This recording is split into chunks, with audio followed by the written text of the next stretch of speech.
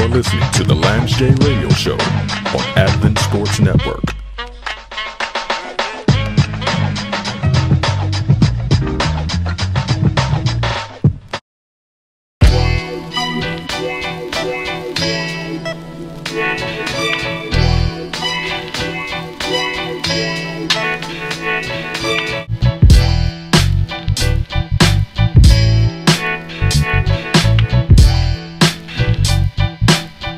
Listen to the Lance J Radio Show on Athens Sports Network.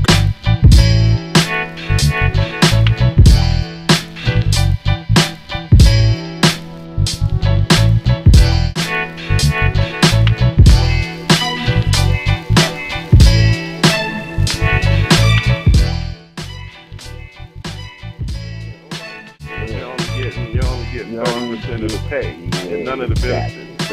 Exactly. Right. So we back in Trenton, New Jersey. You know what I'm saying? My pops is the spiritual priest of his whole family, bruh. Alright. When I tell you that on my pop's side, you know what I'm saying? And this is a testimony. This is not talking down about my family. This is just testimony. It might be 18 first cousins on my pop's side. It's two of them that didn't get caught up in the drug epidemic that ran through the 70s, 80s in Trenton, New Jersey. We talk about heroin. I'm talking about 20, 30-year heroin addictions, you know what I'm saying? Finally getting broken. Now, all of his cousins, they all God-fearing in the church made it through, and that's a blessing and testimony of itself, because most people don't even survive that type of stuff. You know what I'm saying? So that's where I come from. I call Trenton the modern day Nazareth. You know what I'm saying? Can anything good come out of Nazareth, come out of Trenton? You know what I'm saying? Right. But that's where I ended up. My pops, his second job was a maintenance man in the Trenton housing projects. All right. Those projects right next to Mount Sinai in North Trenton, Roger Gardens, my pops was a maintenance man there. So I would get out of school at Mount Sinai, change my clothes, walk across the neighborhood to the projects, and I would hoop in the projects all day till Pops got off, 6:30, whatever. You know what I'm saying? That's where the ability came from, though, bro. That's where the sports and hooping on the level that I hooped on came from. There was no playing in the projects when you was hooping with them. It was a cat who went to Trenton High. His name was Dave Mashburn. He was burnt as a kid, right? Like 80% of his body was burnt. His fingertips was like bent. But when I tell you this dude was dunking on Cat's head and all that, and so, I'm kind of known for going to the basket kind of hard, and you talk about dunking and laying perpendicular to it. But that came from in the project watching Dave Mashburn. I'm like, if he could do it, I could do it. You know what I'm saying? So they made me into the beast that everybody ran into upon for us. Those streets of Trenton, New Jersey. You know what I'm saying? So that's where it all started. He gave me the ability to go ahead. So that's a great kind of a great lead in to this discussion. So you're kind of talking about, for those listening to the Lance J Radio Show, I'm talking with Damon Legette. He's talking about his upbringing. He's from Trenton, New Jersey. Really grew up in a street environment. Family is deep in Trenton. Pretty much the whole family, both sides are from the Trenton area. For those that don't know the East Coast, Trenton is pretty hood. Like, I've lived in Trenton. It ain't no joke. It's real out there. Like, it's real in Trenton. I remember going with my father to do like outreach and ministry and stuff as a little kid when I lived in Trenton. And I've lived in Baltimore, so I know hood spots when I see a hood spot. And Trenton is definitely not a place to get caught slipping, for real. So you got to talk about, playing ball, playing against people that had more of a street or urban, a bulldog type mentality. What was it like, Damon, when you transitioned and went to Pine Forge? You get to Pine Forge, which in theory in the early 90s when you got there was a prep school, but I know that Pine Forge had a very interesting element as well. That's kind of the classic Pine Forge days, that late 80s, early 90s group. Mm-hmm. You had a lot of people that you rubbed shoulders with and went on to do some really excellent things. But before, what was your experience like at Pine Forest and playing ball at Pine Forest? All right, perfect. So, there are a lot of people who may not agree with me, right? So in this segment, I'm always going to say, in my opinion. Okay? Right. So, in my opinion, that era that you speak of, that mid-'80s, right? Mid to late 80s on out to, I would say, probably about 2000. Mm-hmm. You know what I'm saying? I call that the golden era of Pine Forest, right? I can't even say on out to 2000 because some changes happened in 1993 that, to me, I think kind of ended the golden era. You know what I'm saying? Right. So I'm gonna say early 80s to 93. I got there in 93, and 93 was the last year of the golden era. When we came back the next year, it was not quite the same. It wasn't the same, and I'm gonna tell you why. All right, but speaking about when I landed in the golden era, right? Mind you, my older sister Terry Legette, she went to Pine Forge Academy first for 4 years. So for 4 years, I'm hearing the stories. I'm coming back. She's coming back with the worship songs.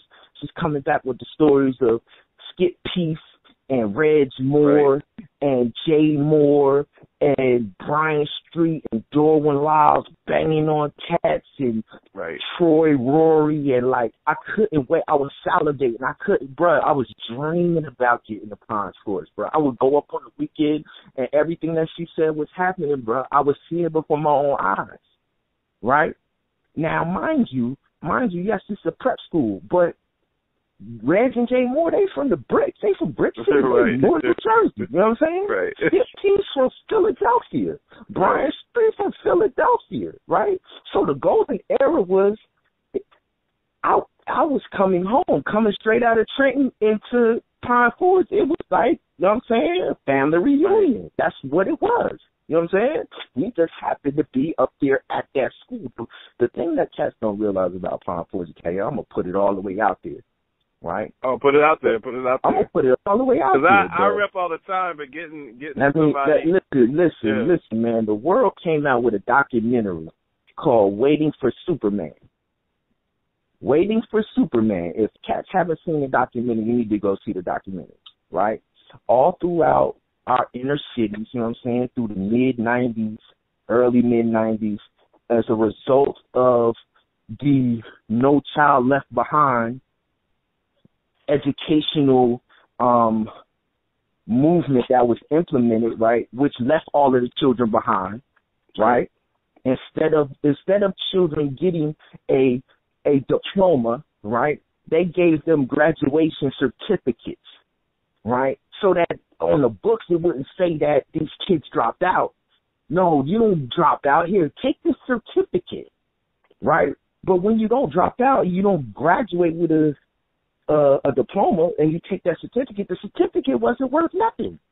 You couldn't get student loans. You couldn't get nothing. So all it did was cook the books, so it looked like the dropout rate wasn't as bad as it was. No child left behind. But all of those graduates that just took the certificate, you couldn't get it to the service. You couldn't, nothing, right? So our educational system in the mid-'90s and 2000s, they started seeing the residual of that mess. You know what I'm saying? Half the school, 9th graders would get in. It would be 100 students in 9th grade. But by the 12th grade, that same graduating class, it would be 40% of them would have dropped off. 50% of them was dropping off. They call that a dropout factory. And lo and behold, when they started tracking it, it's all in the inner cities. It's all in our hoods. It's all in places where people of color dwell. You know what I'm saying? But during the same time, we had this beacon of light, Pine Forge Academy, that for the past 70 years has been graduating 100% of their students. 100% of African American males and females who walk with God for 70 years have been going to a place while the whole country is waiting for Superman and looking for Superman. Superman already came. Right. Yeah, it's a special, the jewel that everybody place. looking for. Pine Forest sitting on the jewel. You know what I'm saying? we got to go and be taught of the Lord and matriculate through a system where some of the greatest influences, man, you know the legacy of Pine Forge Academy alumnus, you know what I'm saying? The Take Six, come on, man, like, you know the pedigree. And Absolutely. so my thing was, we had a great thing going, right? But something happened at the end of the golden era. There was this big push to focus on academics, right? Pine Forge used to be a place, I'll tell you a story. My right-hand man, Keith Armstrong. Pine Forge was a place where cats who would have fallen into what they call there's something else called the forgotten middle, right? The forgotten middle is in middle school, from the grade 5th grade to 8th grade. Those kids in our inner cities, they're called the forgotten middle. There's a study on it, right? Now, I know all of this because I've dedicated 20 years of my life to saving dropout factory victims and people in the forgotten middle. Like this, they are the apple of my eye. That's what I do, right? But the forgotten middle is this. Anytime where they supposedly put together programs to help high school students go and encourage them to go to college, they target the 11th and 12th grades. You know what I'm saying? They target the 11th and 12th grades, but the forgotten middle study says that it's too late. Right. It's already too late. If you don't get them by the 5th grade, right, because in the 5th grade, kids who was getting A's and B's in 1st, 2nd, 3rd, 4th without even trying, all of a sudden they get to the 5th grade and the whole math changed up. Mm-hmm. And the student ain't changed.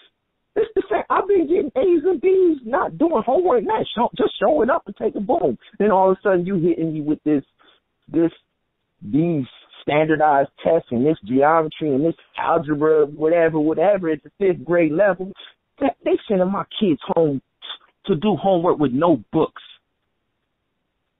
Bruh, how is a kid going to do homework and they don't have a textbook? Right. You serious? They sending these kids home, telling them to go do math problems off of something that they sat in class at 10 in the morning and the teacher done worked out a problem on the thing, and they want a 10-year-old, an 11-year-old to come home to a house where a mom is probably working 3 and 4 jobs, and mom probably dropped out, and grandma's probably raising them, and grandma probably ain't finished past the 4th grade. Yeah, I think that's a key element. And before we break, I wanna kind of respond to that. I do a lot of studying, Damon, in my field. I do a lot of quantitative analysis and statistics. I work in the healthcare field, and a key component, especially in the urban inner city environment, mostly pertaining to African Americans. Also, you see classes of Latinos in this boat. People don't realize that African Americans that are elderly grew up in an era where they were denied the opportunities in many places to learn to read at a 12th grade level or even at a 6th grade level. Exactly. So if some of the ills that plague our culture, if you have situations where parents don't have it together and the father is not in the home, which is definitely a major issue within the black community, then you have grandma raising the children, but grandma may only have a 6th grade education. So how can you have someone who's a freshman in high school, right, studying geometry or studying algebra? Right. Who do they go to get help if they're being raised by their grandmother that doesn't have that education? So that's a very good point. We're going to break real quick on the Lance J Radio Show, but I'm going to come back with Damon Legette. He's really dropping some knowledge about the education system, but I also want to talk to him about his experience as he grew into being an adult and raising his family. I know that your son just graduated from Pine Forge recently, and some of the work you've done in Chicago and now what you're doing with your current endeavors, the Father's Wish Foundation. So we'll be right back on the Lance J Radio Show with more Damon Legette.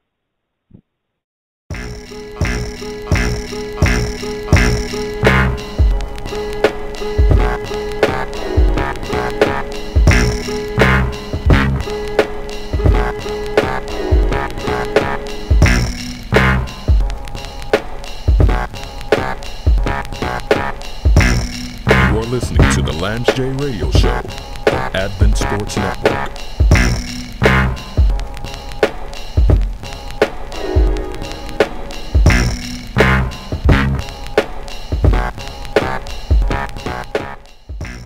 We are back on the Lance J Radio Show. I've been talking to one of my big homies from way back in the day. Known this guy since Mount Sinai Christian SDA School in Trenton, New Jersey. We did not go to Pine Forge at the same time, but definitely share a brotherhood, know a lot of the same people, kind of runs the same at Oakwood Adventist University.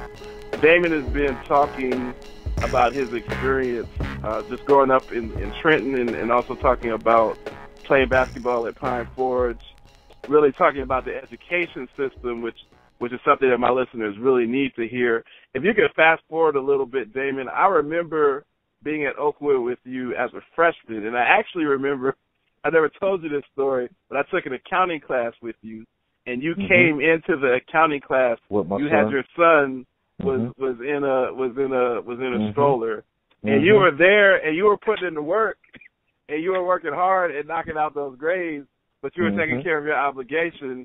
And I remember the teacher, she was appalled that you would bring your son to class, but also respected the fact that you were young, but you were on your grind, you were on your hustle. You were not going to put your son down to move forward in your career and your education. You were going to be a full-time father and a full-time student. So kind of talk to us about how you started your family and then everything that you did as far as going to Chicago and when really your ministry started launching.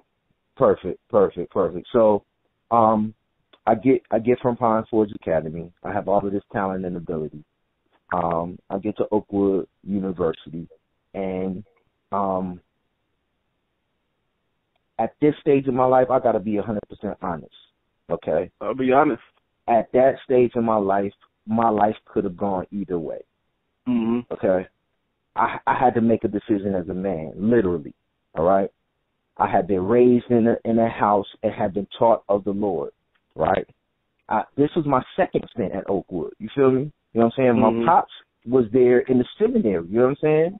And so I had been on the grounds at Oakwood since 2 and 3, you know what I'm saying? My pops was tutoring cats in Greek and Hebrew, and because he was magna cum laude, right? So I'm in the room, and they don't even know the words, and I'm translating the words for them. I'm like, that's blepo. That's blepo. 4 years old, son. Right. You know what I'm saying? So this is my second time at Oakwood. So now I'm at Oakwood as a young man, and I'm in the Valley of Decision. I'm like, I don't want to know what Frank Legette believes. What does Damon Legette believe? Right. You know we all get there. Get there. I mean, I can regurgitate the 2,300 day prophecy. Right. I can regurgitate the 70-week prophecy. I can regurgitate the sanctuary. I mean, can't nobody do it better as far as I'm concerned. You know what I'm saying? I could take you all down through Daniel 2. You know what I'm saying? Every beast of Daniel 2. Right? We can go on down to Daniel chapter 7. We can go over down to Revelation chapter 13. You know what I'm saying? And we can talk about the beast that rose about the sea. Like, I mean, as far as I was concerned on the spiritual the way my pops had put it in me, I felt like you can't touch me on this realm. But I would say I was the same way with the streets. You know what I'm saying? I felt untouchable. Because I had a hedge of protection around me. I didn't realize I had a hedge of protection around me because God was going to do something through me, right? But I was taking credit for that hedge. You know what I'm saying? I was counting it as me. I'm doing this. You know what I'm saying? I'm walking these streets, going to any neighborhood across the country, Nash Park, Brooklyn, New York, hooping all day, any day. Never a burner, never nothing, never no beat, no. I could go to any. I've been in every city, you name it. I just dropped down on the basketball court and I got next.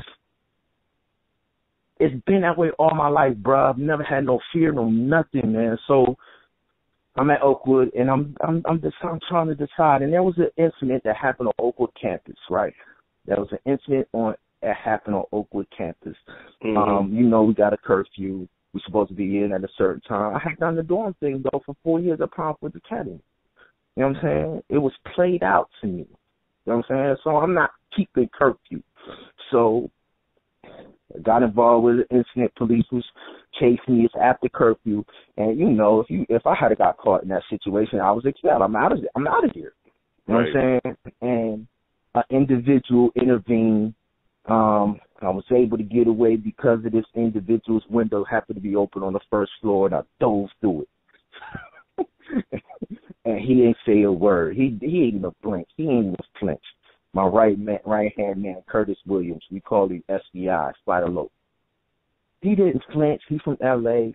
He could be like, yo, what's going on? Calls the ruckus. They came right down to nothing, man. He sat on his bed like I just served him a cup of tea, son. I couldn't believe it, right? So I'm swearing. I'm like, yo, man, they chased me, man. I'm sorry, whatever. He's like, man, you could, whatever, just whatever.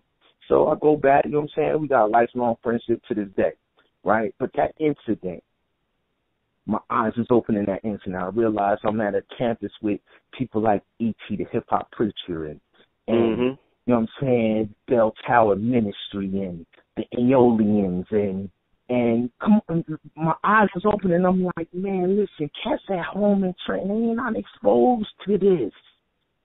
They not exposed to this, and you trying to throw it away. And the only difference between you and your cousins on back home is you've been exposed to something that they're not exposed to. You have access to resources that they don't have access to. That's the only difference. They would be excelling in life just like you would if they had the same access to the same resources. They would be rubbing shoulders with some of the best people in the country if they had access to resources. So now it's a responsibility. Now it's a responsibility to give access. And at that point in my life, as a 20-year-old, I determined for my own self, listen, I'm going to take responsibility for these opportunities that I have, and I'm going to open doors of opportunities to anybody in any hood, in any wherever, I don't care where they from, because but for the grace of God, there go I. Wow. And my life was changed in that one moment right then and there, and me and a group of 7 of us, we locked ourselves in a room for probably a semester, and when we came out of the room, as alienation. We live in this world, but we not of this world. This world is not our home. 1 Corinthians chapter 10, verse 3 through 6. Though we live in this world, we not of this world. The weapons that we fight with are not the weapons of this world. On the contrary, our weapons have divine power to demolish strongholds. We demolish arguments and every pretension, that's every imagination that sets itself up against the knowledge of God. And we take captive every thought to make it obedient to Christ. And we will be ready to punish every act of disobedience once your obedience is complete, meaning the sons and daughters of God. Once you get your act together, we're going to be ready to punish every act of disobedience, because we wrestle not against flesh and blood, right? Right. But against principalities, right? So we as 20-year-old young men, we understood that there are strongholds that it's our job to demolish. My cousin ain't going to get this info, so I got to get this info from prayer meeting, from inspiration, from whatever, and I got to go and demolish the strongholds. So when you see me in that class, bro, when you see me in that class with my son, it was because I realized my life was saved because I got access to resources and I'm going to take advantage. And so I had to talk with Miss Brathwaite. That was our teacher. Yep. And she was like, I'm going to do this for you. Yo, and she was not playing, bro. She was like, if he makes one sound, and yo, bro, when I tell you the Lord gave me a soldier, my son is a soldier, son, from day one. She told me if he makes one sound in this class, you will withdraw. You will be out of here. Yo, my son was the best person in the class. Your son was probably a better student than me in that class. My son wasn't even 6 months old, son. Think about it, bruh. See, he wasn't even 6 months old, bruh. I would bring the dude in class, said, I'm not picking him up. I'm not holding him. I'm not correct. He sat right in his little rocker, arms folded, chilling. Man. So for those listening in Lance Day Radio, so Damon Legette in here just really spitting that heat. I mean, I haven't heard a testimony quite like this as far as this stuff is really coming from the heart. I mean, it's really just an excellent discussion. And Damon, it's just interesting because your father's a pastor, my father's a pastor. I'm sure you grew up with people saying that, yo, Damon, when you going to get that call, man, when you going to go into ministry? I know that's all I heard. Mm-hmm. I actually went to Oakwood as a theology major because I was confused and didn't become unconfused until I realized that wasn't a calling. I'm glad you used that word. However, ministering is everyone's responsibility. So just because you're not on stage with the robe or with the crosses on the lapel, that doesn't mean that you don't have the responsibility to minister and go out and help souls and bring souls to Christ.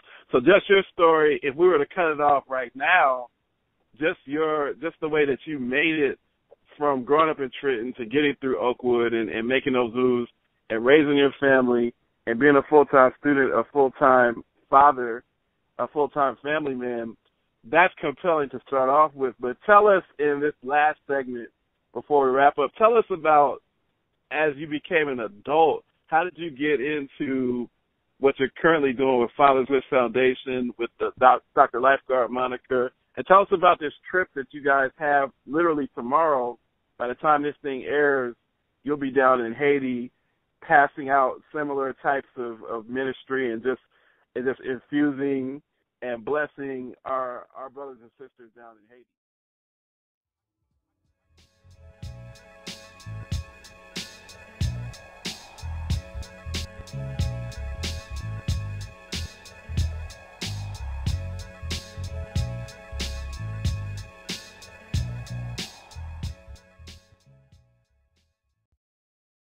The website is www.laishinc.com.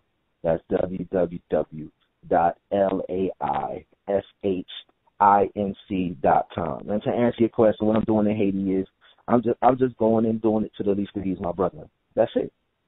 Okay. That's it. You know what I'm saying? I want to be welcomed into the joy of my Father. I do. Man. You know what I'm saying? And I believe that the text says, if you give, you shall receive, pressed down, shaking together, running over, right? The text about tithe says, prove me now herewith. He said, test me. You give, right? And I will rebuke the devourer for your sake. Everybody running around here, wondering why the stuff ain't happening, right? Ends ain't meeting, you working hard, and it ain't enough money to last to the end of the month. That's the devourer in your life.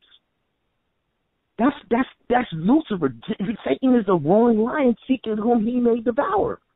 And Christ said, prove me now here with saith the Lord of hosts. The Lord of hosts is his, I'm going to war. Whenever I stand up, Michael stands up and goes to war. He's the Lord of hosts. Mm-hmm. Right?